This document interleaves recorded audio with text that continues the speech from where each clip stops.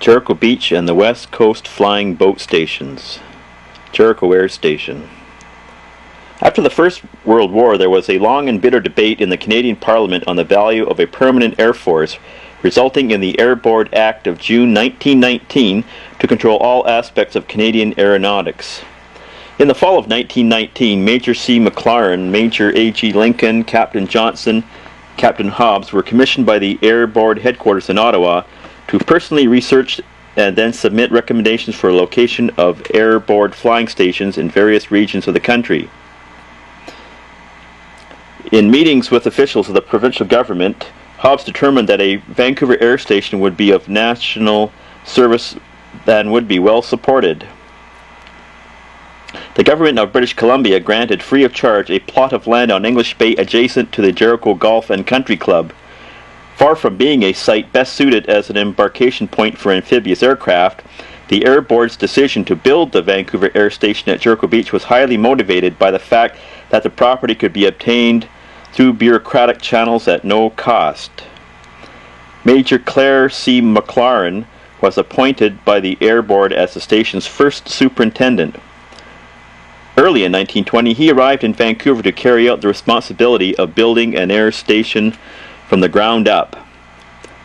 A carefully chosen group of 12 airmen who considered themselves the charter station members began to report for duty in the following months. McLaren found office space in the old Vancouver post office and opened a temporary headquarters and quickly moved on to the next order of business, manpower. 12 good men was a start, but they had a big job ahead of them. He employed 6 more men, and now every member of the staff willingly pitched in alongside McLaren to build the fledgling flying boat station. In the spring and early summer of 1920, McLaren and his crew prepared the station site on the beachfront at the end of Point Grey Road. Seagull tracks were obliterated by the little cleatric tractor that industrially cleared the beach of drift logs. Behind the apron and parallel to the shoreline, a large wooden framework went up, walled with huge sections of canvas. Curtains of canvas with an intricate system of guy ropes and pulleys hung from 2 massive beams that stretched across the front of what was now recognizable as a hangar. While a second of these Bessonneau-type hangars was being erected, another crew quickly put together a group of temporary frame buildings to house the administrative offices. While McLaren dealt with politics and public relations, the temporary facilities at the station had progressed sufficiently to allow air mechanic Harold Davenport and the 14 other station mechanics to assemble aircraft in the Bessonneau hangars. From the group of 4 HS-2L flying boats donated by the United States Navy, the mechanics had GCYBA ready for a test flight in September 1920. Air Mechanic Davenport recalled that there were 18 people involved in the first phase of operations at Jericho Beach. Jericho in the News, 1930 to 1949.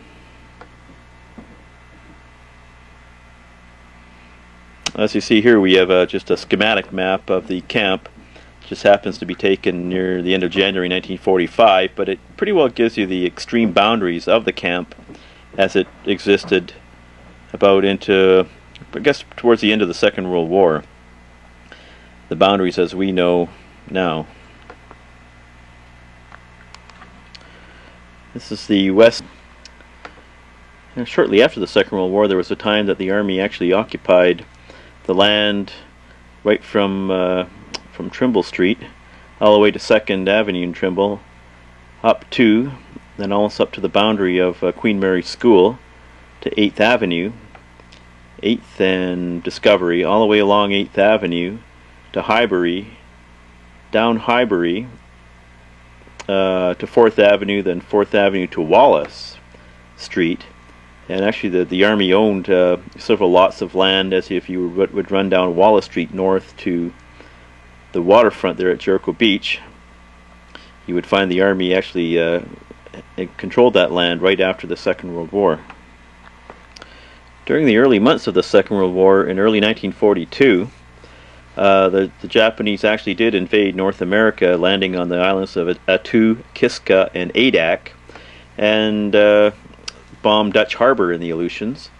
Several ships were torpedoed right in the Juan de Fuca Strait, and actually there were some small Glenn series reconnaissance float planes which actually were flown over places like Prince Rupert and purportedly Vancouver itself, although this has never yet to be officially confirmed. A feature of life at Jericho in the early war years was Ma's, a coffee house and dancing spot in the old park board pavilion at Locarno Beach. Run by a Mrs. Susan Williams, Ma's was the unofficial hangout for the Jericho Airmen. For a nickel, slot 15 on the jukebox played the Ink Spots' "I Don't Want to Set the World on Fire." In 1945, the Army was faced with a decision: remain at its Vancouver headquarters at Jericho Beach, or move back to Esquimalt. The decision was made to consolidate Army headquarters in Vancouver at Jericho Beach. On January 23, 1946, the existing Army commands in British Columbia, Alberta, the Northwest Territories, and the Yukon were incorporated into British Columbia Area Command Headquarters. In May 1946, the Department of National Defense decided to create a permanent military establishment in Vancouver and purchased at a cost of $351,000 the 140 acres of land they had leased from the province. In March 1947, Jericho and Kitsilano were established as permanent military bases. The federal government now owned 154 acres of waterfront real estate at Jericho Beach, with an additional 40 acres at Kitsilano Beach. In the 1950s, the Jericho Beach location on 4th Avenue became the Army headquarters for the British Columbia area, responsible for the administration of all permanent and militia units in British Columbia, including the garrison at Victoria and the engineering school at Chilliwack. Actually, there's an interesting sideline here. Our brother Bob has mentioned before how they used to put an old paint can at low tide at that wooden wharf you saw in the background just a minute ago. And of course, that when the tide rose, the can would be stuck underneath the wharf, full of air, of course. So what they would do is these civilian kids would be hanging around the wharf, and the army boys would dive into the ocean, swim underwater, and go in underneath the dock, and they would, of course, put their heads into these cans and breathe the air there. And these kids, of course, thought that everybody had drowned because no one wouldn't come up for air for a couple of minutes. But that was sort of a sideline to that wooden army dock there. He also passed by where the ball diamond was later constructed in the early 1960s. As you look down around the corner, you can see the trees that were grown along each side of the road have yet to be planted. There's the building that burned down on Halloween night, 1958. And we look at the PMQs looking east to west, down to the PMQ where we used to live. On the corner, as you can see there. And in that picture, 1957, you can see there's lots of bush in that area, the cookhouse, and there would be the playground, and you can see the well-worn paths from the troops and cadets who would march up to the cookhouse and back again. There's the old PMQ where Uncle Walter lived later, the Provo shack, and looking over now towards Wallace Field, and the building which later became the Jericho Hostel as we look down now towards the motor pool there, which is still, that building is still standing right there, that building. And as we look along now, all the other buildings have long since been demolished. And moving over now towards the Locarno Park, and see that lot down there, you can see where there's Belmont Park and the Chinese store, the post office during the 1920s. There we go to the foot of Sassamat Street. In early 1960, the city of Vancouver, in concert with its resident newspapers, began an intense and escalating campaign to persuade the federal government to release its military land holdings to the city. The news headlines conjured up images of a general siege. "Give Jericho back! Keep fighting for Jericho! Return our waterfront!"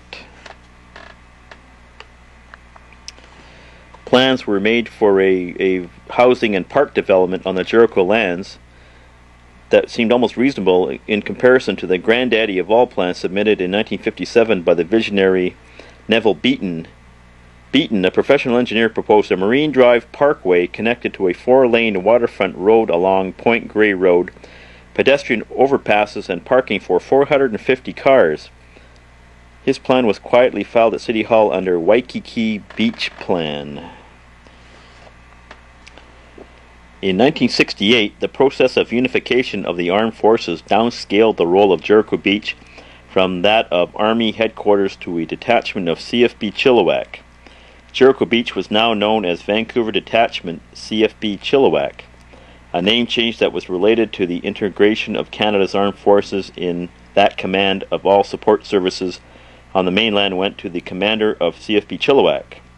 The Army headquarters became Pacific Militia Area Headquarters, Reserve only. Regional operations were run by MARPAC in Esquimalt.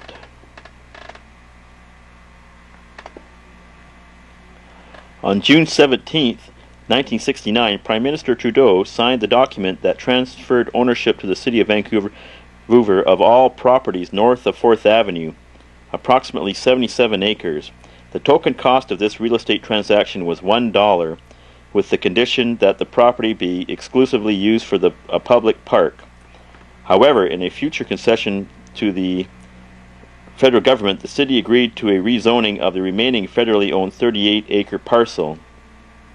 Sale of this property would allow the Department of National Defense to recover some of the taxpayers' money that had been invested in Jericho Beach over the last 50 years. The land was transferred to the city in 3 parcels, a transaction which took the best part of 3 years to complete. When the last parcel of land was turned over in the spring of 1972, the city held title to a total of 72 acres of the land that they had been fighting for since the late 1950s.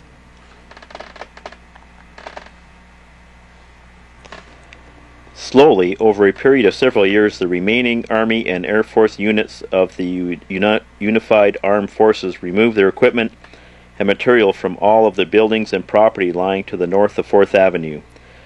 The majority of the buildings were razed and all signs of them removed. Hangar number 7 dated from 1938 and numbers 3, 5, and 6 dated back to 1924. Some of the personnel who had served at Jericho Beach many years ago came forward to express their bewilderment at the wholesale destruction of the former air station. On April 17, 1977, the Vancouver Province published an interview with 2 highly respected Jericho veterans, 82-year-old Air Commodore Earl McLeod, a commanding officer at Jericho Beach on several occasions during his career, and 81-year-old Howard Hines, an employee at Jericho Beach from 1920 to 1922. Neither men could understand why at least one of the original hangars could not be preserved in the new park. After all the years of the off-again, on-again Battle of Jericho, the Department of National Defense still occupies 53 acres of land south of 4th Avenue, which up until the summer of 1996 was home to the Vancouver detachment of CFB Chilliwack.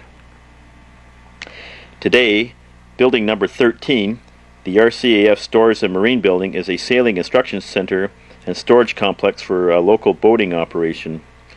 Building number 4, the NCO quarters, is a youth hostel. Building number 22, previously a recreation hall, is an amateur theater.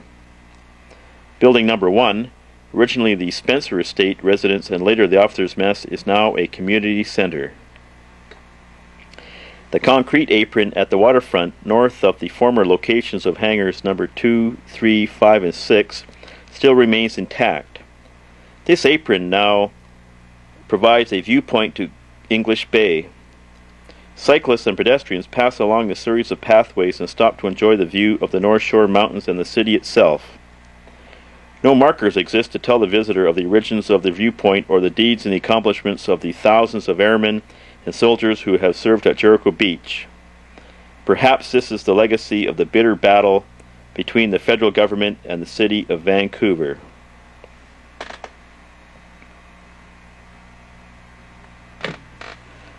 Once the Battle of Jericho is over, the politicians and the bureaucrats professing to carry out the will of the electorate will have removed all vestiges of a military presence. A rich and meaningful segment of Vancouver history and our collective Canadian history will be erased from the public conscience.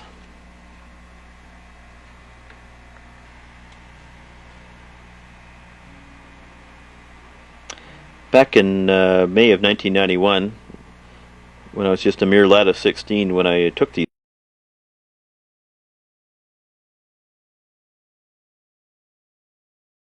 I wrote a bit of a description of what I felt when I took these pictures as I saw the camp torn down. It goes something like this. Desolation, a street where children used to play. Having spent most of my childhood growing up here in this very building, I am concerned as to the future of this area. To watch it being slowly dismantled is like losing part of your past.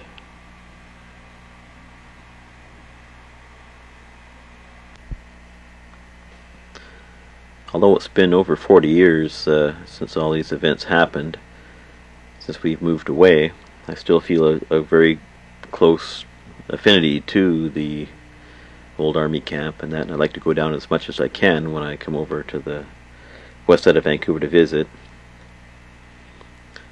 And it's just a feeling you get, probably something we'll explore